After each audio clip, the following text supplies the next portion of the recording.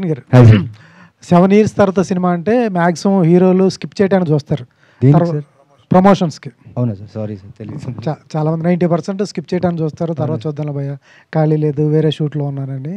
మీరు మాత్రం పర్టికులర్గా ఈ సినిమా కోసం వచ్చి ప్రమోషన్ చేస్తున్నారు. ఏంటి అంత హార్ట్కి నచ్చింది ఆ సినిమా? అవును సార్, ఫస్ట్ హీరోగా లాంచ్ అయ్యాను, తర్వాత ఇంకో దళం అని సినిమా చేశాను, దట్ డింట్ వర్క్. ఆ టైంలో మళ్ళీ నాకు ఒక లవ్ స్టోరీ కావాలి అనిపించింది. నేను ఇంకో లవ్ స్టోరీ చేస్తే అట్లీస్ట్ ఆడియన్స్కి దగ్గరగా ఉంటానేమో అనిపించింది. కానీ ఎప్పుడైతే అనిల్ గారు చెప్పారో నాకు ఆ టైంలో నాకు చాలా పెద్ద అవకాశం, నాకు చాలా పెద్ద ఆపర్చునిటీ.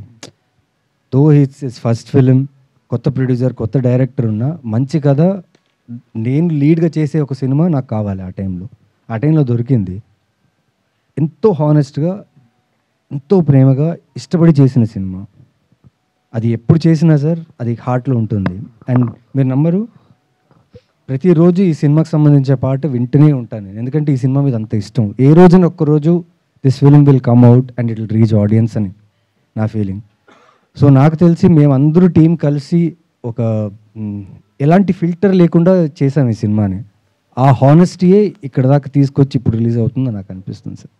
ఎవరో సినిమాలో రెజినా కసాండ్రాతో ఒక రొమాంటిక్ సీన్ ఉంటుంది, దీంట్లో దానికంటే మించి దీంట్లో ఇంకోటి ఉన్నట్టుంది. అంటే సిచ్యువేషన్గా ఉంది సార్ అది.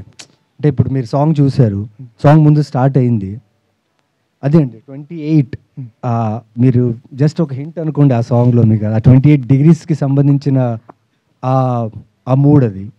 So while seeing the film మీకు అది అలా అనిపించదు. And it's shot really good అండి, బికాజ్ నేను శాలిని బి డిస్కస్డ్, అనిల్తో కూర్చొని ఈ 2 క్యారెక్టర్స్ ఆ మూమెంట్లో కూడా ఆ క్యారెక్టర్సే కనిపించాలి అని మేము డిస్కస్ చేసాం. And surely it's one of the best moment of the film నాకు.